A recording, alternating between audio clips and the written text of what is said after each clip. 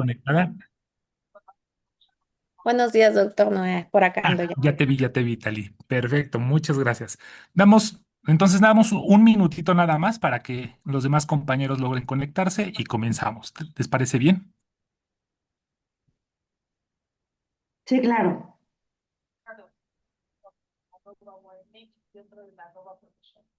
El arroba profesor jamás en la vida pude entrar yo. Estuve meses detrás de ellos, pero yo no puedo entrar. Entonces, pues si me escriben a la arroba profesor, valió borro, aunque se me encuentren como tal en el chat de Teams.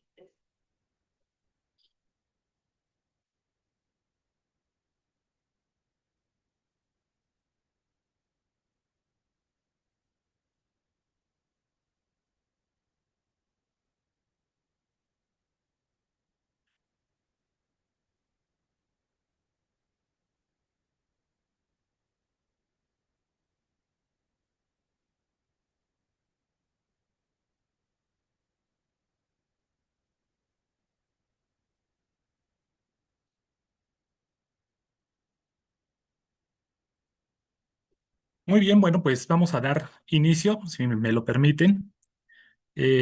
Como les comentaba, les damos la cordial bienvenida a este segundo Congreso Internacional Transdisciplinario de Investigación y Sostenibilidad y Agenda 2030, retos y avances. Y les recordamos que este congreso, bueno, se encuentra en modalidad 100% virtual y el evento es completamente gratuito y de acceso libre, abierto al conocimiento. En esta ocasión me complace presentar la conferencia de la segregación a la inclusión, el papel de la educación, a cargo de la doctora Thalía Esther Figueroa Esquinca, que nos acompaña de la Universidad de Ciencias y Artes de Chiapas. Eh, en el, le damos la cordial bienvenida a la doctora y en lo que va conectando, compartiendo pantalla de su ponencia, me permito dar lectura a una pequeña semblanza. La doctora Thalía Esther Figueroa Esquinca es arquitecta, maestra en diseño, maestra en educación y doctora en arquitectura. Es investigadora reconocida por la Secretaría de Ciencias, Humanidades, Tecnología e Innovación del Gobierno de México y el Sistema Estatal de Investigadores de Chiapas. Su trabajo de investigación se centra en el estudio de la arquitectura y el urbanismo desde una perspectiva interdisciplinaria que integra la hermenéutica, la semiótica y las ciencias sociales. Sus principales líneas de investigación incluyen la segregación socioespacial, la identidad cultural, la vivienda indígena, el patrimonio arquitectónico, la accesibilidad universal y la interculturalidad. Ha publicado artículos científicos y capítulos de libro en los que se analiza el entorno espacial, enfatizando el contexto mexicano. Ha colaborado en proyectos de investigación con especialistas de distintas instituciones y ha desarrollado investigación postdoctoral financiada por la CECITIN, fortaleciendo una trayectoria orientada a la comprensión de la diversidad cultural y la inclusión. Su producción académica contribuye al diálogo entre la teoría, la investigación y la práctica para la construcción de entornos más accesibles, equitativos y socialmente pertinentes. Le damos la cordial bienvenida a la doctora Figueroa y le cedo la palabra. Bienvenida, doctora. Hola, muy buenos días a todos. Muchas gracias por la presentación, doctor Noé. Y bueno, hoy vamos a hablar sobre esta temática de la segregación a la inclusión, el papel de la educación, en el marco de nuestro segundo Congreso Internacional Transdisciplinario. Eh, y pues bueno, vamos a dar inicio a la conferencia. Como sabemos, todos los que estamos aquí, la Agenda 2030 para el Desarrollo Sostenible es un plan de acción adoptado en el año de 2015 por los Estados miembros de la Organización de las Naciones Unidas para orientar el desarrollo mundial entre el 2016 y el 2030. Es decir, nos estamos acercando a la meta, ¿no? No a la meta, sino al tiempo establecido más bien. Y bueno, el principio rector de esta agenda ha sido el lema de no dejar a nadie atrás, Y su propósito es erradicar la pobreza, proteger el planeta y garantizar que todas las personas disfruten en paz y prosperidad mediante un modelo de desarrollo que integre las dimensiones económica, social y ambiental, que son las esferas que conocemos de la sostenibilidad. Ujú. Y bueno, esta conferencia se enmarca en el Objetivo de Desarrollo 11, que es lograr que las ciudades y los asentamientos humanos sean inclusivos, seguros, resilientes y sostenibles, con el objetivo de reconocer que la urbanización debe mejorar la calidad de vida de las personas sin comprometer el medio ambiente ni aumentar las desigualdades.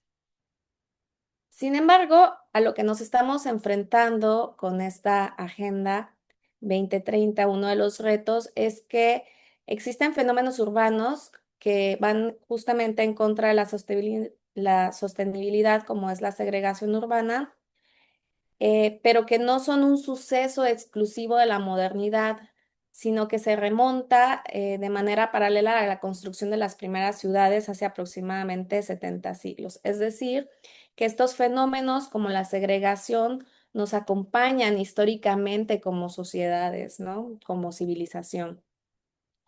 Y es que la segregación se presenta como un proceso de separación de grupos sociales por nociones como clase, clan, religión, oficio e incluso sexo, y que funge como una suerte de alivio que busca resolver los conflictos no resueltos, separando los elementos sociales en el espacio, produciendo una desagregación de la vida tanto material como social. ¿Qué quiere decir esto?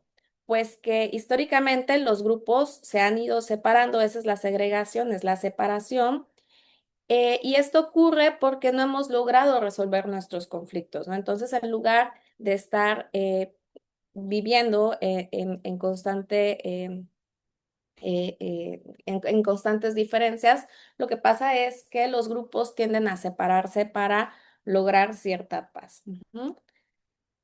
Y bueno, ¿qué pasa? Que los efectos de la segregación producen que hayan grupos que son hegemónicos y que lleven a la dominación de otros grupos, ¿no? Que serían los dominados.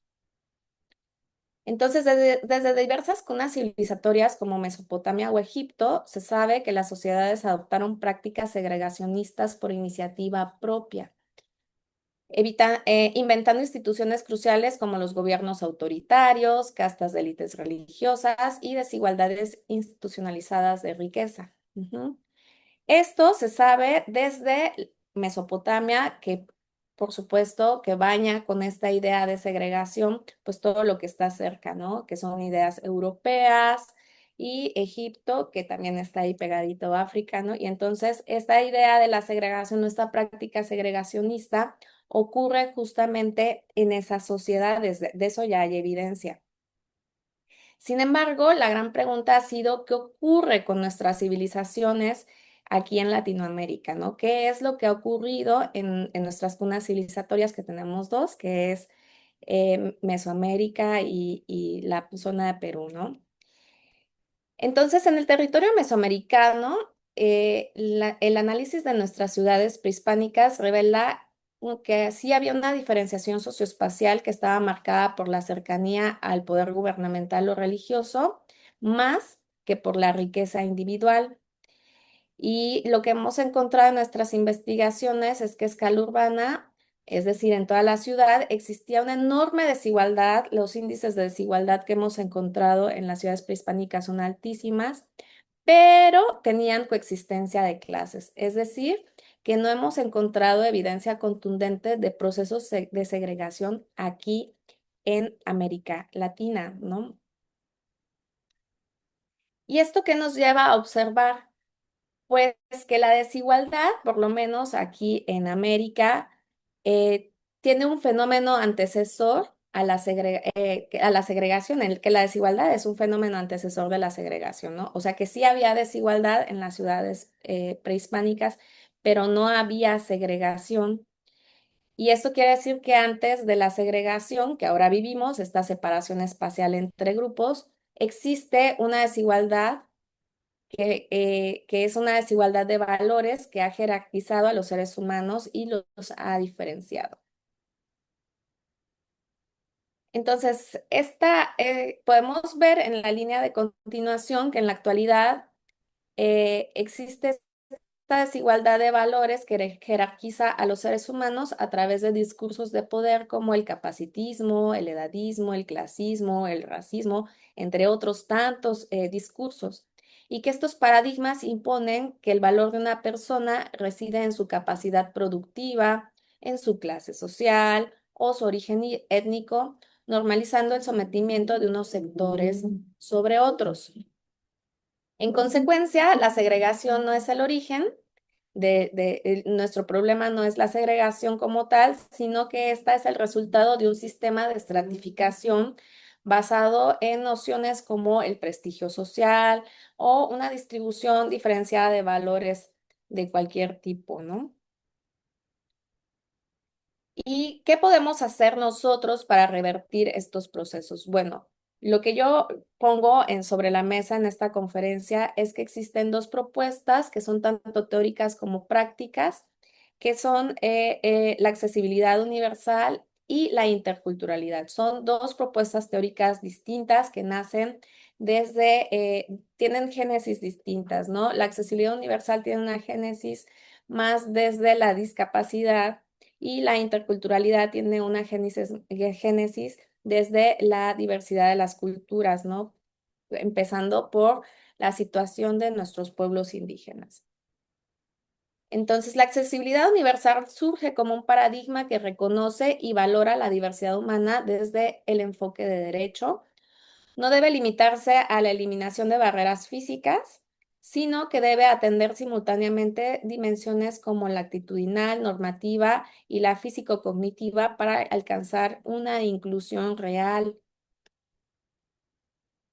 Y por otra parte, la interculturalidad se expresa como un antónimo de la segregación, promoviendo una relación horizontal y equitativa basada en el respeto y el diálogo entre culturas. Entonces, mientras que la segregación vulnera al imponer la hegemonía de un sector, la interculturalidad enriquece al promover procesos recíprocos de identificación entre grupos privilegiados y excluidos, y ambas herramientas buscan transformar la naturaleza de las relaciones sociales, deconstruyendo los estigmas y estereotipos que fundamentan el rechazo al otro. Es decir, ambas buscan la inclusión. Y en este sentido, la educación constituye el recurso fundamental para erradicar justamente estos procesos de desigualdad y concebir nociones de paz en la mente de los seres humanos.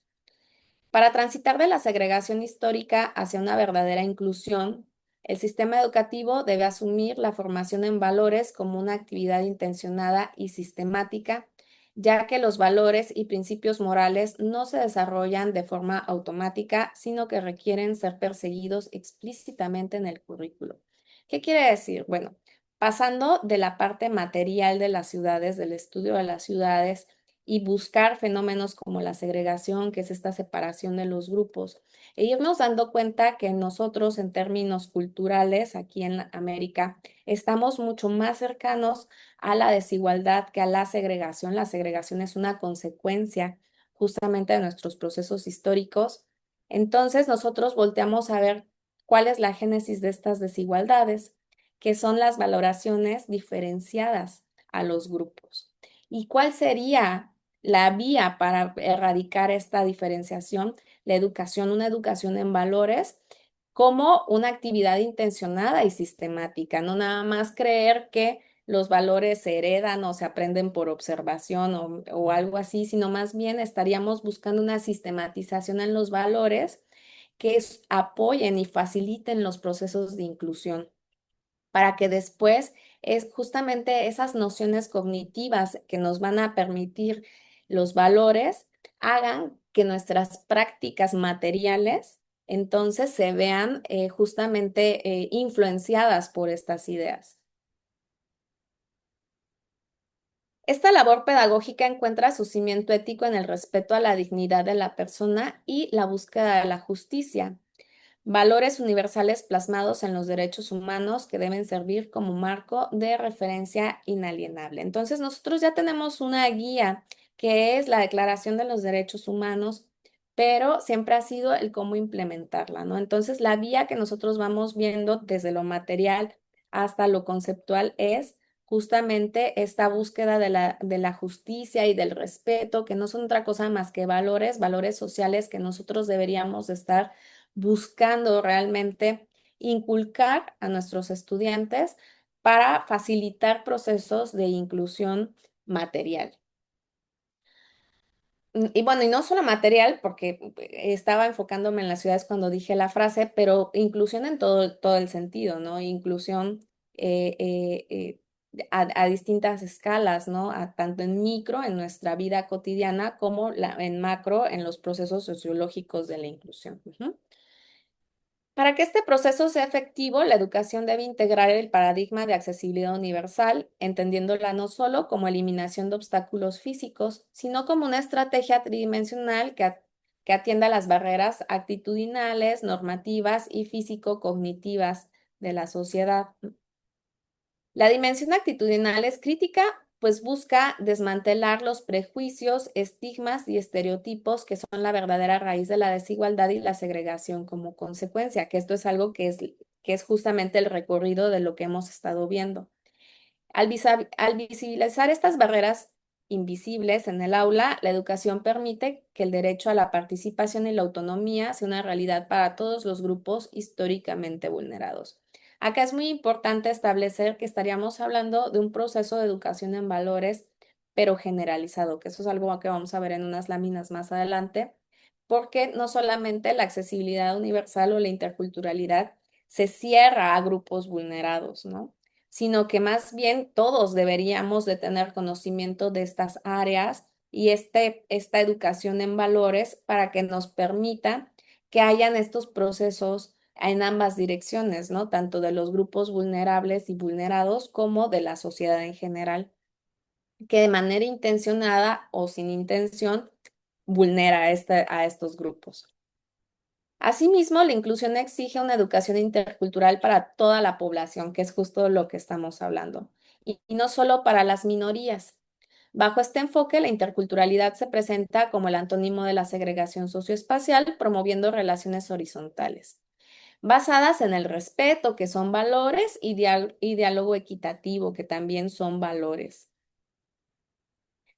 La escuela tiene la misión de guiar a los estudiantes, especialmente a las mayorías, a través de un tránsito epistemológico, es decir, de la comprensión de la realidad, ¿no? Hacia el conocimiento, del conocer al reconocer y finalmente al valorar la diversidad como riqueza social. Esto implica combatir la asimetría valorativa para que los grupos segregados recuperen espacio en la ciudad y los grupos dominantes aprendan a apreciar lo diferente. Y es que esta asimetría valorativa es, al final de cuentas, lo que hace que existan estos procesos de desigualdad y de segregación, que como ya los decíamos, son tanto actitudinales, pero también son materiales, ¿no? Las desigualdades en riqueza que se plasman justamente en en este contexto de la posmodernidad y del capitalismo y de etcétera, de nuestra condición actual. Ujú. Para que la educación sea un verdadero motor de inclusión y permita el diálogo en la diversidad, podemos considerar algunos ejes fundamentales. Es decir, buscar la interculturalidad como aspiración, que es a diferencia de la multiculturalidad que solo describe la coexistencia de grupos. La interculturalidad es un proyecto de nación que califica las relaciones entre culturas, exigiendo que éstas se den desde planos de igualdad y respeto sin admitir asimetrías de poder. Y es que la multiculturalidad siempre ha existido, porque al ser diversos grupos culturales y que coexisten, pues somos multiculturales claramente, aunque no hayan procesos de inclusión, no hayan procesos de diálogo, pueden estar ahí y si están segregados mejor porque así no hay conflicto, ¿no? Y lo que estaríamos buscando entonces es que para que haya una verdadera inclusión, tienen que sí haber relaciones, sí se tienen que vincular, no estar segregados, pero para que existan estas segregaciones, lo primero que tiene que haber es esta igualdad valorativa, donde estaríamos hablando justamente del respeto y la no admisión de las asimetrías de poder. También otro de los ejes sería comprender la educación en valores para toda la población, La inclusión real no se logra educando solo a las minorías. Si la educación en valores no es para todos, no es inclusiva. Es indispensable que la población mayoritaria trabaje en el conocimiento y aprecio de la diversidad para desmontar el racismo estructural y las barreras actitudinales que alimentan la segregación y la desigualdad, claramente, ¿no? Entonces, estaríamos ante una tarea titánica, por supuesto, en la enorme necesidad de meter en nuestros currículos a nivel nacional. Yo sé que habemos personas de todas las nacionalidades o de muchas nacionalidades acá, y entonces sería importante establecer esa importancia, establecer la posibilidad de esta educación en valores en todas las currículas o en nuestra labor docente para que sí se pueda facilitar verdaderamente la inclusión, porque nosotros no podemos tener la expectativa de una inclusión meramente material, no solamente construyendo ciudades que creemos que porque tienen una forma determinada, entonces van a ser inclusivas. Pues ya vimos que no es así, ¿no? El diseñador urbano puede proponer una enorme cantidad de posibilidades, pero si la sociedad simple y sencillamente no quiere ejecutar, ¿no?, las actividades de manera inclusiva, pues no lo va a hacer. Entonces,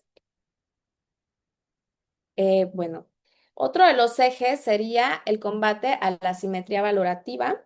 Uno de los mayores obstáculos para el diálogo es la creencia de superioridad de unos grupos sobre otros. La educación debe combatir la desigualdad introyectada para que los grupos vulnerados recuperen el orgullo de su propia identidad y los grupos mayoritarios transiten de la simple tolerancia al aprecio al otro distinto, entendiendo que en la diversidad estriba la riqueza de la humanidad. Es decir, ser tolerantes es un paso muy importante. Yo no voy a negar, porque además la tolerancia es un valor. Pero lo que estaríamos buscando en la inclusión no es solamente tolerancia, porque ya vimos que la tolerancia también se puede ejercer desde la distancia. Por supuesto que eso no implica que nos tengamos que vincular forzosamente con quien no nos queremos vincular, porque ese es también otro punto, ¿no? Que la segregación tiene esta doble cara, pero sí que haya cierto aprecio por el otro. Ujú. Y ese aprecio nos permita justamente respetarlo de manera genuina, ¿no? Y si en algún momento hay un proceso de diálogo, que haya un diálogo real con el otro, desde el respeto y no solamente desde la tolerancia. La formación en valores debe tener como referente el respeto a la dignidad de la persona y la búsqueda continua de la justicia. Estos derechos, aunque perfectibles e históricos, constituyen la base ética universal para la convivencia justa y fraternal en la diversidad. Entonces, estamos hablando de el respeto, ya no solamente estamos hablando de tolerancia, estamos hablando del respeto a la dignidad de la persona y estamos hablando de la búsqueda de la justicia. También podemos comprender la accesibilidad universal como herramienta operativa y un marco conceptual ampliado para concretar el objetivo de la educación en interculturalidad para toda la población. La accesibilidad universal aporta el combatir la asimetría valorativa a su dimensión actitudinal, que se centra específicamente en identificar y eliminar los prejuicios, los paradigmas y estereotipos que generan rechazo hacia lo diferente, al visibilizar que la exclusión no reside en las personas, sino en la forma en la que pensamos, se facilita el tránsito de conocer al valorar la diversidad cultural. Ahora, acá hay un punto muy interesante que es algo que se establece desde la accesibilidad universal y en particular desde la propuesta de la doctora Solano Meneses, que es reforzar la importancia de la educación en valores a través de la dimensión normativa. ¿Qué quiere decir? Que la accesibilidad requiere y necesita, y también la interculturalidad, una dimensión normativa que traslada la inclusión del terreno de la buena voluntad, o sea, ya no nada más es que tengamos una buena educación en valores y que tengamos una buena voluntad, sino que lo traslada al ámbito de la obligación jurídica y el derecho humano. Esto aporta una estructura legal que obliga al sistema educativo a realizar los ajustes razonables necesarios para que la diversidad sea una realidad tangible en las aulas y no solo un discurso. Porque claro, mientras no haya una dimensión actitudinal, perdón, una dimensión normativa a la que tengamos que respetar por ley, Entonces solamente esto se queda como una opción ciudadana. Para que los grupos mayoritarios puedan realmente apreciar los aportes de los grupos minoritarios, la información también debe ser accesible. Lo que quiere decir es que la accesibilidad aporta la dimensión físico-cognitiva que garantiza que los contenidos educativos como libros, medios de comunicación, entornos escolares, sean comprensibles para todos a través de ciertas herramientas como la lectura fácil para asegurar que los saberes de diversos grupos culturales lleguen a toda la población de manera sencilla y clara, y los formatos múltiples, como el uso de lenguas de señas, braille y sistemas de comunicación que permitan que la riqueza cultural sea compartida sin exclusiones sensoriales. Comprender la interseccionalidad como eje de la diversidad. También es importante otro punto, perdón, es comprender la interseccionalidad como eje de la diversidad. ¿Qué quiere decir esto? Reconocer que un individuo no solo pertenece a una cultura, sino que además puede presentar simultáneamente otras condiciones, como puede ser discapacidad, género, edad, que todos lo tenemos, ¿no? Todos somos diversos, todos somos distintos y por lo tanto vivimos en la interseccionalidad. Y esto permite una educación profunda que atienda a las personas en su totalidad compleja, evitando nuevas formas de segregación dentro de la propia diversidad. Ahora, para que nosotros podamos atender toda esta complejidad, lo que es importante es que podamos abrirnos al diálogo y por ende a interpretar al otro, que quiere decir que qué es interpretar es comprender, que nosotros podamos comprender al otro.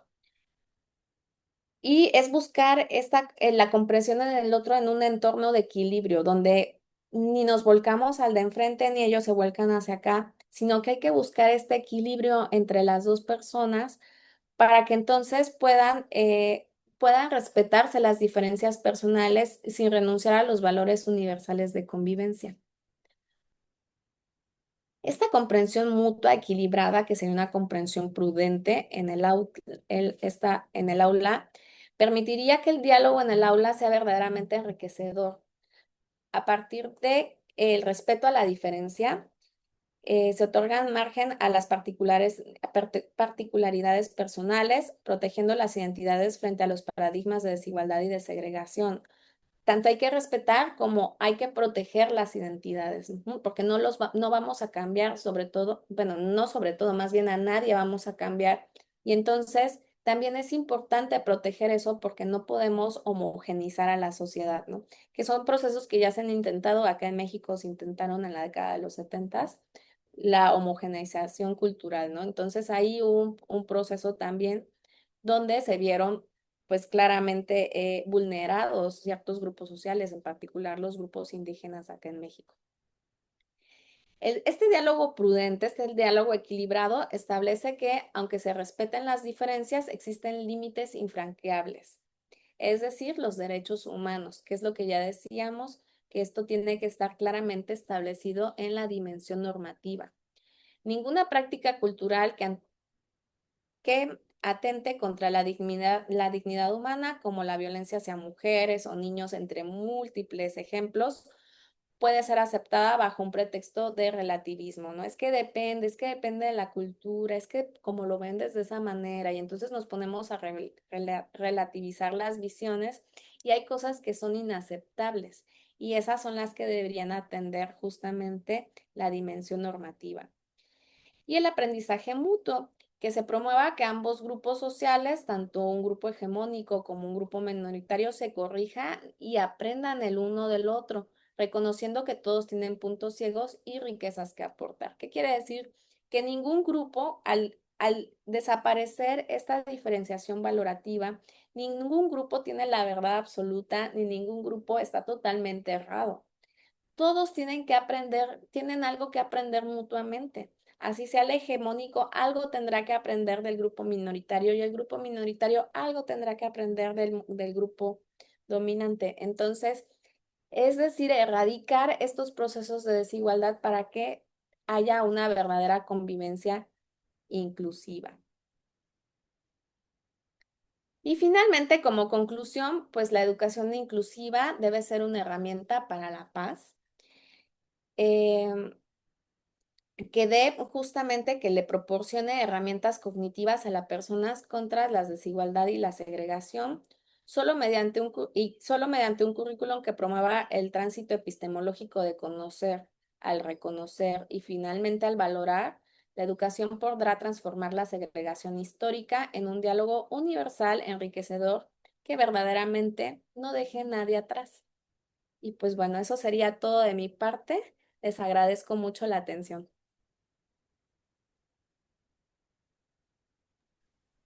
Muchas gracias, doctora Talía. Esther, felicidades por este proyecto de investigación que has realizado y que nos ha permitido tener más clara estas diferencias, particularmente entre desigualdades. Y bueno, me gustaría sobre todo abrir un espacio de preguntas y respuestas, si nos lo permite, de tal manera que estamos atentos al chat o alguna pregunta que tengan. Tenemos todavía algunos minutos para pasar a la parte de las demás ponencias. Entonces, tengo la manita levantada por acá de Paola. En primer lugar, adelante, Paola, puedes participar. Primero que nada, buenos días y muchas felicidades a la ponente. Fue muy puntual, la verdad. Y considero, yo en el caso que a mí me compete, estoy en Mazatlán, Sinaloa. En Mazatlán, por ejemplo, tenemos, por ser Sinaloa, somos considerados parte de no solamente la violencia, sino también somos el granero de México. Entonces hay agricultura y hay pesca. Sin embargo, en la parte académica todavía le tenemos mucho que deber a la infancia y hace incorporarlas de manera este, justa, porque tenemos mucha presencia de trabajo infantil en los campos agrícolas, en campos incluso pesqueros, donde pues por la necesidad misma y la pobreza extrema en las que se encuentran las comunidades rurales con actividad pesquera o agricultura, pues la escuela no es la opción en estos momentos. Aparte de que hay un cierre de escuelas que no están yendo los niños obviamente a clases, pero tampoco hay maestros que vayan a cubrir esa parte de la academia. Entonces estamos como Estado, somos un Estado privilegiado en actividades primarias, con gente muy trabajadora, gente que le echa muchas ganas todos los días, pero desgraciadamente estamos ante un tsunami de violencia que nos arrasa. Aun y cuando seamos malos buenos, pues la academia queda relegada ante esa ola de violencia y falta de actuar de la autoridad competente. Entonces, me parece perfecto la exposición, pero esta era mi participación, hacer esa incorporación a las desigualdades que tenemos en los diferentes estados de la República, porque no todos estamos igual. La desigualdad no solo se marca en identidades o en alguna discapacidad o función limitada para alguna persona, sino también se deben incorporar precisamente la situación de violencia que se vive y la falta de apoyos para garantizarles la educación a niños, niñas, jóvenes, adolescentes y también universitarios que se están quedando en el rezago por este problema o pandemia, narcopandemia, como le llamen. Pero la verdad, muchas gracias y pues esa era mi participación. Gracias. No sé si tenga algún comentario, doctora Talia, respecto al otro comentario que realizaba Paola. Sí, claro que sí, Paola. Pues muchas gracias por tu comentario. La verdad es que lo que comentas es justamente la gran deuda de la dimensión normativa. Y es muy importante que nosotros tengamos claro que para que realmente podamos alcanzar la sostenibilidad, tenemos que tener una sólida dimensión normativa. Y entonces, ¿qué nos queda? Por ejemplo, a ti, Paula, ¿qué te quedaría? Pues es que habría que por lo menos, las circunstancias y como hablas del tsunami, sería atender la dimensión actitudinal a través de este fomento a los valores del respeto al otro, ¿no? Siempre en el justo medio, porque eso es la importancia de esta noción de del diálogo prudente, ¿no? No porque vamos a ser respetuosos, se les van a entregar a los niños a la delincuencia, ¿no? Estamos hablando de que vamos a ser prudentes, es el justo medio, donde vamos a encontrar donde ellos encuentren el respeto a la diversidad y también encuentren la protección, ¿no? A su bienestar, a su integridad física. Entonces, la parte más difícil, creería yo, de lo que acabo de comentar es justamente encontrar ese punto medio. ¿Por qué? Porque no hay recetas. No hay una receta donde yo les pueda decir, bueno, es que el justo medio de algo es aquí, ¿no? Es punto 5 como en las matemáticas. Pues eso no funciona así en valores. Ahí es donde nosotros necesitamos justamente tener una sólida educación en valores para que tengamos las suficientes herramientas cognitivas para poder encontrar esa prudencia a la hora de nosotros, pues, ser educadores, ¿no? Muchas gracias. Tenía la segunda manita de Juliet. No sé si todavía quieras comentar. Ah, ok, ya la volviste a subir. Adelante. Adelante, Juliet. Sí, muy buenos días con todos. Muy Bueno, ¿no? bien. El tema que nos acaba de abordar sobre la inclusión es un elemento esencial para tenerlo en cuenta dentro de los procesos educativos, ¿no? Sin embargo, yo creo que también hay que reconocer las falencias que se dan desde el enfoque normativo, porque muchas veces se pide al docente, por ejemplo, atender 30 a 40 estudiantes y tenemos 5 estudiantes de inclusión, y a veces es difícil poder atender todas las metodologías que estos chicos requieren. A veces el orientador o el docente que viene de inclusión se está 1 hora en la semana, 2 horas en la semana, pero son pues muy limitadas, ¿no? Entonces yo creo que es un trabajo que muchas veces recae únicamente sobre el docente, pero también se necesita que los entes gubernamentales nos apoyen y nos aporten en este proceso para brindar pues una verdadera educación inclusiva, ¿no?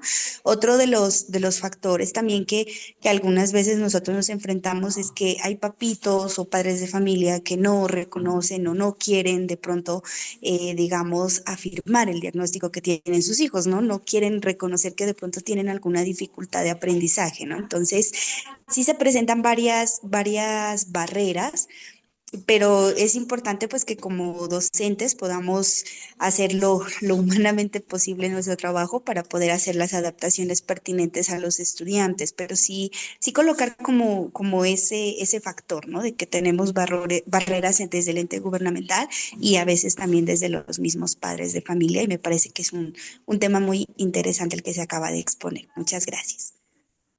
Muchas gracias, Juliet. ¿Algún comentario al respecto, doctora Talía? Sí, muchas gracias, Juliet, por tu comentario. La verdad es que definitivamente lo que acabas de decir también tiene que ver con estas dos dimensiones, la actitudinal y la normativa. Yo creería que estamos a 4 años de que cumplamos la Agenda 2030, ¿no?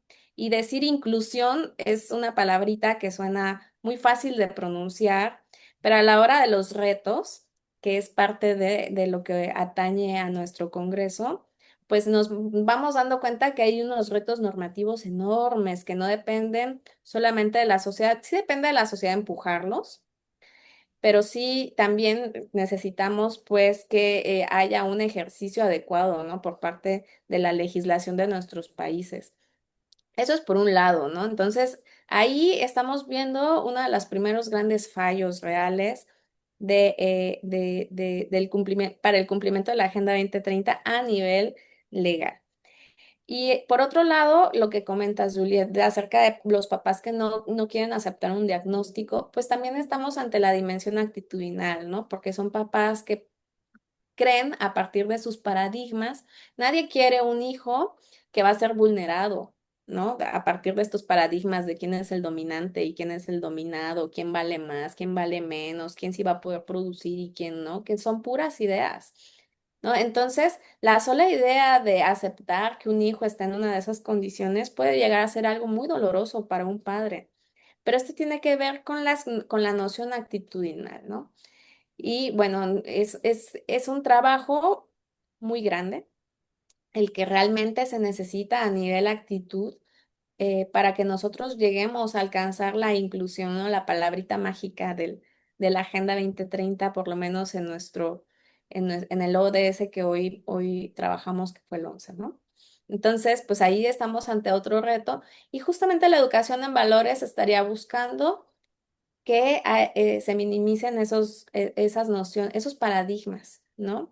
Del dominante y del dominado, porque cuando ya no hay, o por lo menos un padre de familia que ya no lucha contra esos paradigmas, que pueda aceptar un diagnóstico, también puede ayudar de mejor manera a su hijo.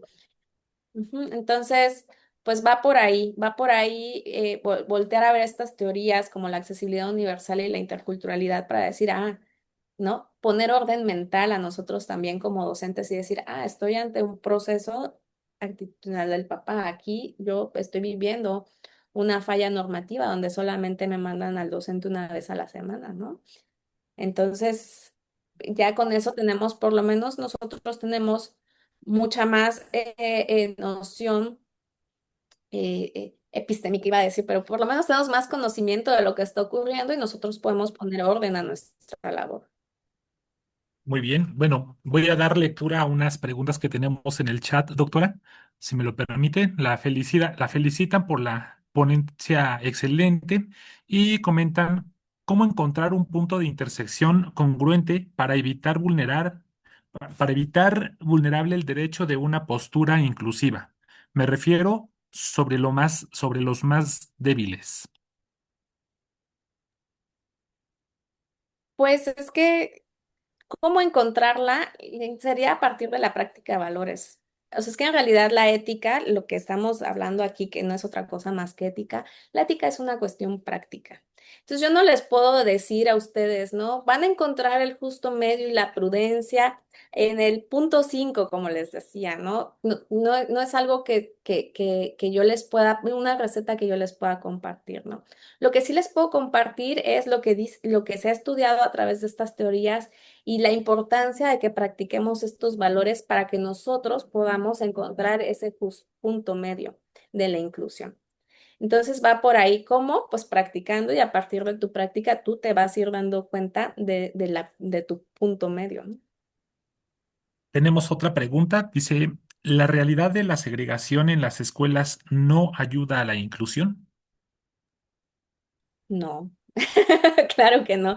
La segregación en las escuelas producen bullying, ¿no? Son grupos que que pueden vulnerar al otro, ¿no? Ahí podríamos ver segregación a microescala y pues claro que no, lo que estaríamos buscando es que justamente tengan procesos inclusivos a partir de distintas facilidades y prácticas docentes que tendríamos en el aula, ¿no? Pero estaríamos buscando un objetivo tal cual, nuestro objetivo sería una educación en valores. Muy bien. Ahora vámonos por las manitas. Tenemos todavía tiempo para algunas preguntas. Tenemos en primer lugar a María Siliceo. Adelante. Hola, buenos días. Aquí desde el Tecnológico Superior de Jalapa. Bueno, primero felicitar a la doctora por la intervención, porque efectivamente es lo que yo he notado es que hay una falta de valores. Es un tema complicado porque los valores pues se generan en casa. Entonces, eso nos trae a nosotros como docentes que tenemos que nosotros lo hacemos con mucho gusto, pero el detalle es que si nosotros en el aula lo estamos tratando de impulsar, ellos llegan en la convivencia diaria en su hogar y entonces esto pues no ayuda.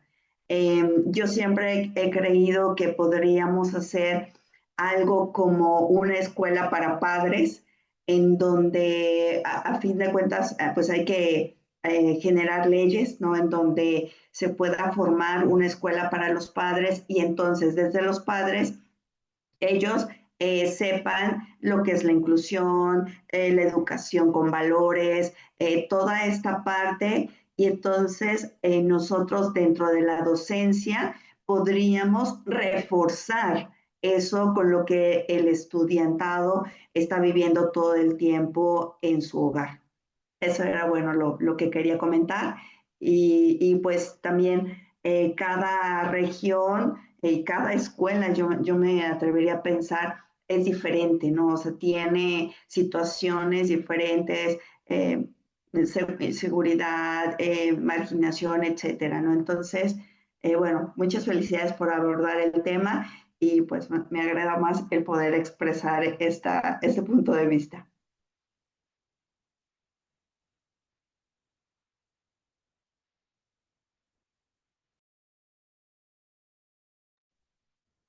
Ay, perdón, tenía apagado el micrófono. Le Muchas queda. gracias, María. No sé si gustas agregar algo, doctora Talia. Sí, María, muchas gracias por tu comentario. Yo lo que te diría aquí es que yo sé que está esta frase de que los valores vienen de casa, pero yo pensaría que no, no solo. No digo que no, en un no rotundo, pero yo diría que no solo. Yo sí creo que las ciertas reglas, porque habría que establecer reglas en el aula, que sería el marco normativo, nos puede ayudar a que la conducta de los estudiantes, por lo menos dentro del aula, se modifique.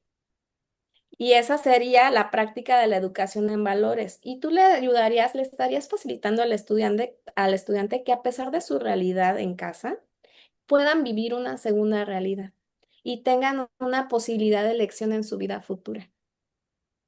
Y esa es la labor del docente. Entonces yo no demeritaría el tiempo que tú los tienes en el aula, porque cuando tú los tienes en el aula, tienes su cognición ahí presente. Y entonces tú puedes facilitar, así como puedes facilitar conocimientos, por supuesto que puedes facilitar una educación en valores. Muy bien, ¿les parece bien? Bueno, vamos a dar la palabra a Erika, que es la siguiente persona que tiene la manita arriba. Erika Limón, adelante. Gracias, buen día a todos. Una disculpa, mi cámara no se ve desde hace 2 días. No te Bueno, preocupes. súper interesante el tema. Es una buena oportunidad para poder conocer un poquito acerca de las prácticas educativas en las que se busque la inclusión, el respeto, pero creo que sobre todo las situaciones en las que estamos viviendo hoy en día, las problemáticas de violencia como en Sinaloa y en muchas partes del país, no solo requiere de normas jurídicas internacionales, nacionales y locales que estén promoviendo desde la propia ley un cambio, ¿no? En la educación, un cambio en la formación de los ciudadanos. Sí es cierto que el papel de los docentes influye muchísimo. También coincido en que nosotros al estar frente a ellos podemos hacer ese cambio, ¿no? Ese granito, contribuir a ese granito en donde podemos propiciar un cambio de mentalidad, un cambio de actitud. Pero mi reflexión ha sido desde que empecé a adentrarme al estudio de la interculturalidad y en el tema respecto a los derechos humanos.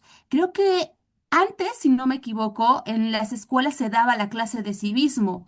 Posteriormente, mientras van avanzando, se da la clase de derechos humanos, la materia de derechos humanos.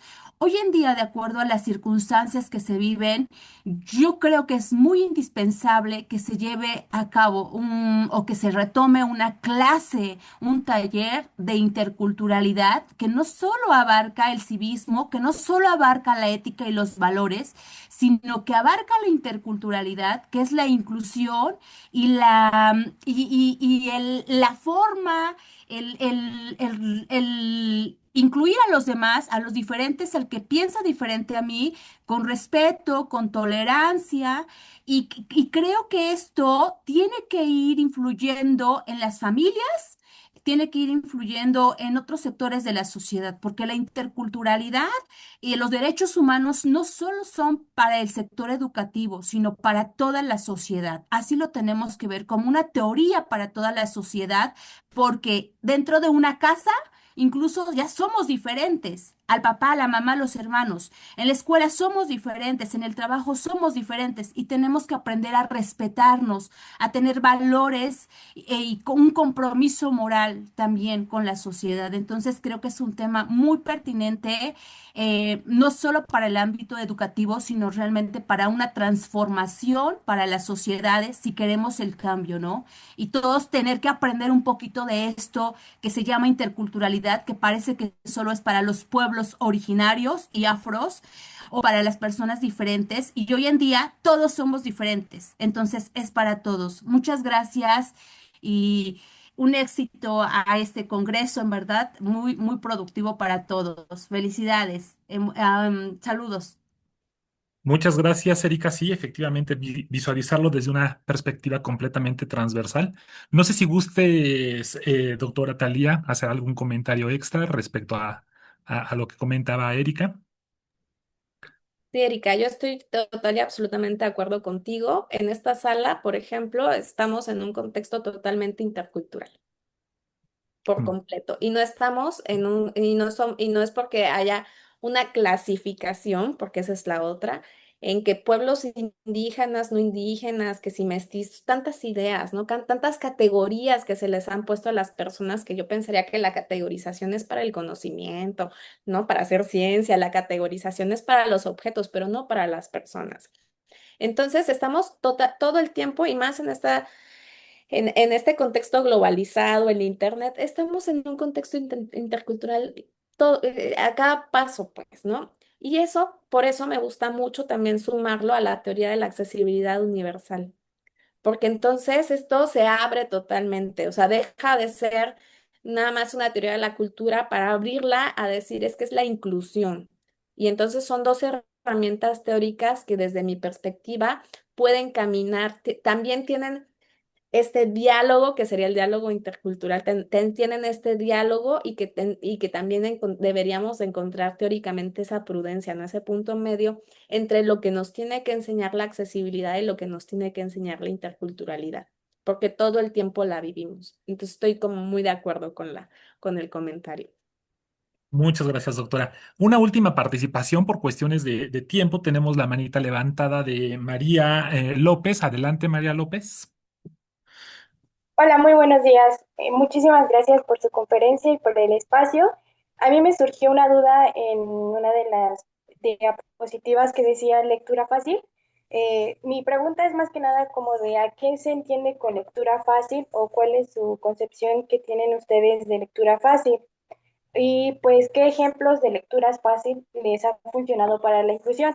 ¿A qué me refiero con esto? A que a veces luego pues ciertas personas o nosotros tenemos como una cierta concepción de lectura fácil, un cuento, pero luego nos damos cuenta que cuando implementamos un cuento, a veces no entendemos ni la moraleja o no nos, o queremos explicar la moraleja, pero no tenemos idea de que había una moraleja ahí, o cuestiones así, ya quien te puede decir, no, pues es que estaba bien fácil, ¿no? Es una lectura bien ligera, pero también hay otras concepciones donde notamos que te dejan 150 páginas y dices que para la siguiente clase y te dicen, no, es que es una lectura muy fácil, pero por ejemplo a nosotros que nos ha tocado convivir pues con otras carreras, pues alguien que tal vez es de letras o de historia, tal vez te diga, sí, es bien facilito, te lo leo en 10 minutos, por ejemplo, ¿no? Pero alguien de ingeniería que tal vez ellos mismos han dicho que no están asociados, pues van a decir, oye, 150 páginas me llevo un mes, o ¿cómo le voy a entender a esto, no? Entonces, esa es como más mi pregunta de a qué nos referimos con lectura fácil y cuáles son las que sí han funcionado para la inclusión. Gracias.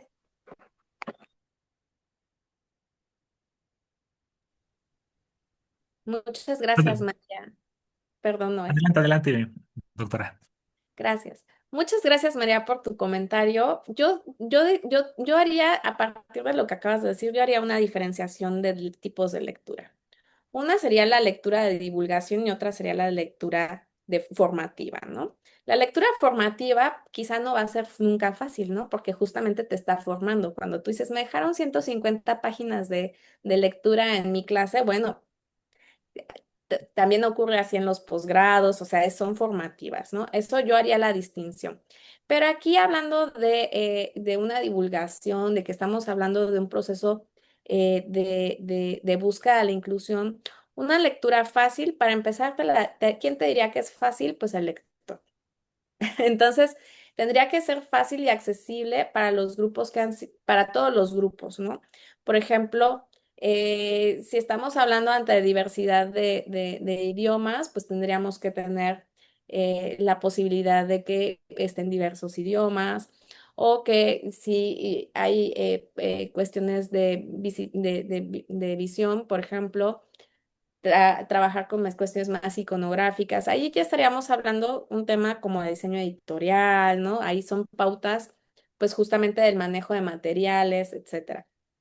Pero si yo, para responder tu pregunta, María, ¿quién establece qué es la lectura fácil? Pues lo establece el lector, si le fue fácil o le fue difícil, ¿no? Ese sería tu parámetro. Y yo haría esta distinción de los tipos de lecturas, porque muchas veces un docente te está buscando incrementar tu nivel, por ejemplo, en la lectura, y entonces, por supuesto, que te va a retar, ¿no? Esa sería una manera de hacerte crecer como lector, ¿no? Y entonces ahí, pues no vas a decir es que esto estuvo fácil, pero porque el objetivo no era ese. Si el objetivo es tener una lectura fácil, entonces la facilidad la va a establecer el lector, y si no fue fácil para los lectores, tendría que pasar por un proceso de reingeniería. Mm, muy bien. Bueno, pues con esto vamos a dar, bueno, les recordamos que damos continuidad a nuestro segundo Congreso Internacional Transdisciplinario de Investigación en Sostenibilidad y Agenda 2030, retos y avances. Y bueno, pues ahora vamos a pasar a la sala de YouTube, en donde estarán transmitiendo las diferentes ponencias. Les recordamos que en la medida de lo posible, compartan estas ponencias en sus redes sociales, con la finalidad de también tener un mayor alcance y compartir todo este conocimiento, sobre todo a aquellas personas que tenemos tanto interés sobre estos temas. Agradecemos mucho a la doctora Thalía por esta interesante ponencia que nos ha dado, y bueno, pues muchas gracias por estar presentes en este espacio. Saludos a todos. Por cierto, en el chat les comparto el link del YouTube para que puedan ver las demás ponencias, por si alguno no lo tiene. Gracias, doctor Noé. Gracias. Gracias. Saludos a todos. Gracias. Hasta luego.